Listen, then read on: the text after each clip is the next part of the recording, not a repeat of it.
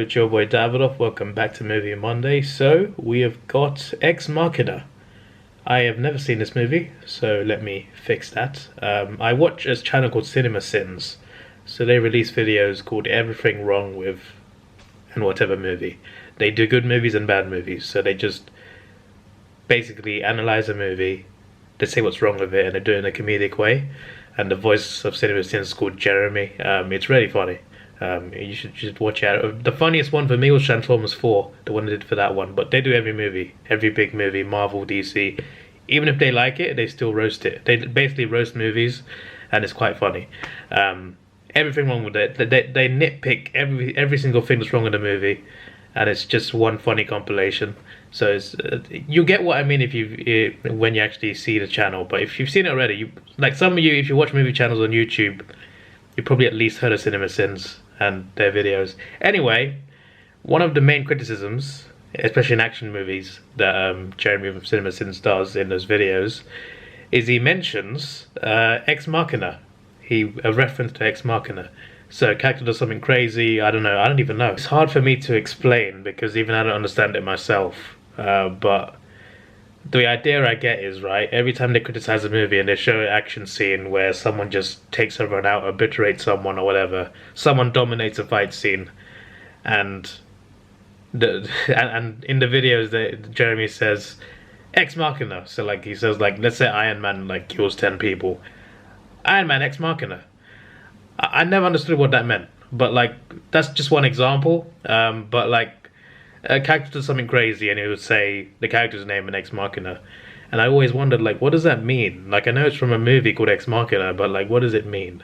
I'm finally seeing it now. I know I've not really explained I've not really explained everything too well, but the point is, long story short, I watch a YouTube channel that's movie related, and they keep referencing this movie. So now I decided that I want to see this movie finally. It took me a few years, but I'm here. So it came out in 2014. It stars Alicia Vikander, Domhnall Gleeson. I recognize his face. I am watching the movie. He was in something else. I'm trying to look. He was in Star Wars. Oh, he was General Hux. Oh, that's what I know him from. Okay, he was in the Star Wars sequels. Speaking of Star Wars sequels, Oscar Isaac is in this. So that's interesting. A few other names as well. The synopsis is: a young programmer is selected to participate in a groundbreaking experiment in synthetic intelligence by evaluating the human qualities of a highly advanced humanoid AI. I have seen a thumbnail of this humanoid. It looks like silverish, like it looks similar to the one from iRobot. But yeah, it's about robot AI intelligence, a little bit of sci-fi. I'm intrigued. So let me sit back and watch this, and I will tell you my thoughts whenever I feel like it. That's how these videos work. Maybe next year I might turn these into reactions, but we'll see. But I can't edit them, like it's far too much time. I could try doing full movie reactions again. I did try it before on my main channel. They got views. They got more dislikes than likes though. And I'm just like, you know what? People are not liking these. Let me stop doing them. But I might have to trial them again next year, see what happens. But like, are you guys going to watch a 2-hour video of me watching a movie? I don't know. I don't know if that's going to work for me. Because an edited down version will work better. It will. But I don't have time to edit it. And I don't have the money to pay someone to do it. So I'm just like, the only way I could do that properly is to give up everything else almost and just do that. But I want to do different things. Anyway, let me stop talking and watch the rest of this movie. I've only watched the first 5 minutes and I've been talking for most of it. Okay, so I've now seen the robot, like, close up. It looks nothing like the iRobot robots. I don't know why I got that impression. I guess it was a far away screenshot, but yeah. It's a female, Ava, and yeah. Silver middle body and then darker rest of the body. Top and bottom. Clearly a robot, obviously, but yeah. I'm intrigued to see where this goes, because this guy's basically got to like analyze the human behavior inside her, right? I'm intrigued to see where this leads, because I'm assuming there's going to be some action at the end, judging by the references that CinemaSins makes. Interesting seeing this guy basically study her, like he's kind of like interviewing her, and she's interested, and like obviously she's an AI, so she works a certain way. She's not completely like a human, but has characteristics, but like she's also programmed a certain way. So like drawing something, she'll draw something great, but she doesn't know what she's drawing, if that makes sense. Stuff like that. Not the best explanation, but like she's friendly, and like she says like she's smart enough to say like, I want to be friends, but this is one-sided. You're here learning about me. Let's talk about you. She wants to learn about the scientist. Okay.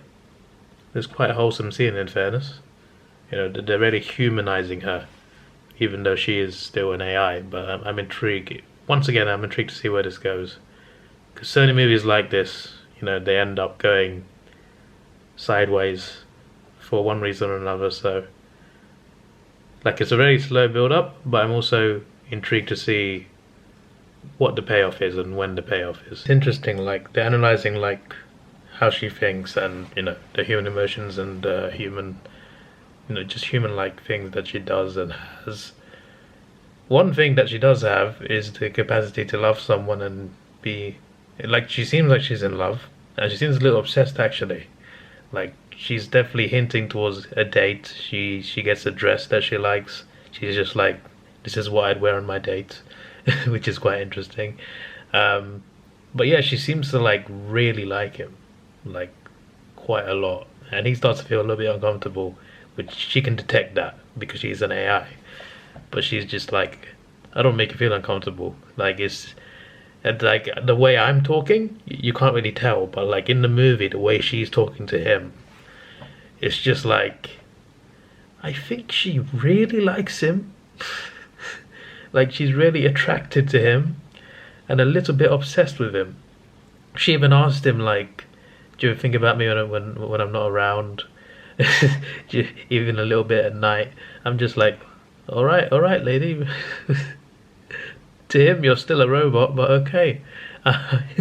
It's just intriguing, that's all. There has literally just been a scene where she's tried to undress. She's a robot, and he's just like, don't do that. You don't have to do that. I also have a weird reaction. To be fair, I wouldn't even be on a date in the first place. So we went to the scene where he's asking Oscar Isaac why he created Ava. But just before this, like, Ava's questioning him, the scientist. We're going to call him General Hux. Ava's questioning him about certain things, and it gets deeper and deeper. So she's just like, if this all fails, what happens to me? Do I get switched off? Like, she becomes, like, I'm thinking she was already aware, to be fair, but like, because she's programmed to be very smart, but like, she realized that if it went wrong, she'd be shut down, and like, she's just like, why does that have to be up to anyone? Why can't I just live my life, basically? That's not exactly what she said, but like, she didn't want that for herself. And obviously questioning him, she's like a lie detector test, like a living lie detector test. So like, if he lied, he wouldn't be able to hide it. And then the next question she asked was, well, I want to be with you. Do you want to be with me? Then the scene cuts off. So who knows what the answer to that one. But to the previous one, he said, I don't know what happens, it's not up to me. I think like, if things do fail, her memory gets wiped, but her body stays, and I guess it gets restarted. This reminds me of Detroit Become Human. That's a game, but it's a really good sci-fi game. It's where your choices affect the story. It has like 20 chapters. Each chapter has like 5 different endings, so you can get so many endings in that game. But like, it's about AI that are being abused, and like, if something goes wrong, they get memory wiped, and so many other things could happen. So like, but eventually there's an AI uprising in that movie. That's all I'll say. But if you never played that game and you're a gamer, play Detroit Become Human. It's one of the best. It's like watching a movie, but like, it's also like a very good interactive game. I recommend it. But like, this reminds me of Detroit Become Human, even though this came around a lot earlier. It's a big development, a big twist. How far are we into the movie? Oh, an hour and 17. The time has just flown by. He discovered something. Oscar Isaac has created more than one robot. Let's just put it that way. I know it's an old movie, but I still don't want to spoil it completely. But yeah, let's just say there's an interesting twist, and there's not only one robot. But yeah, he realizes that Oscar Isaac, that he's not really a good guy. There's something up with him, and he needs to try and, because these AI are not safe with him. So General Hux, I'm gonna keep calling him that, even though that's not his name here or his actor name, just his Star Wars name. General Hux has to find a way to save Ava, and just try and get away from Oscar Isaac, I guess. So yeah, I'm guessing we're getting into this third act now, so I'm intrigued. It turns out that Mr. Hux, I'm still calling him that, yes, he was part of the plan all along. He was Oscar Isaac's plan to test if the AI would work. So that was an interesting twist. But it ends in a fight between Oscar Isaac and AI. It's a very quick fight, a very quick and very slow fight. I don't know how something can be so quick and slow at the same time, but it genuinely was. It happened so quickly, and yet it was done very slowly. I'm just like, what? That was the most random 2-minute scene I've ever seen. That's just, it's one of the most random final battles, and there's still more. There's like the movie is still going, but yeah. So I still don't understand what CinemaSins meant. I need to go back on some of their videos and just pay attention to Ex Machina whenever they mention it, because they mention it quite a lot. I need to try and connect what they mean, because watching this movie has not given me any idea on why they always reference this movie. Okay, so the ending is quite anticlimactic, because it's not even about, it's like you get like basically one fight scene. It's not really a fight scene. That's not what I was expecting though. Obviously I'm expecting, a movie about, them learning about this AI, testing it, whatever. But ultimately, like logically, despite being a little bit anticlimactic, that was kind of the point in a way. Like logically, the ending made a lot of sense, because this AI throughout, showed human emotions, human characteristics, etc. But at the end of the day, it's still an AI, still a robot, so it's going to lack things that humans will have. For example, a conscience. So yeah, let's just leave it at that. Let's just say the AI at the end of the movie showed the difference between a human-like AI and an actual human.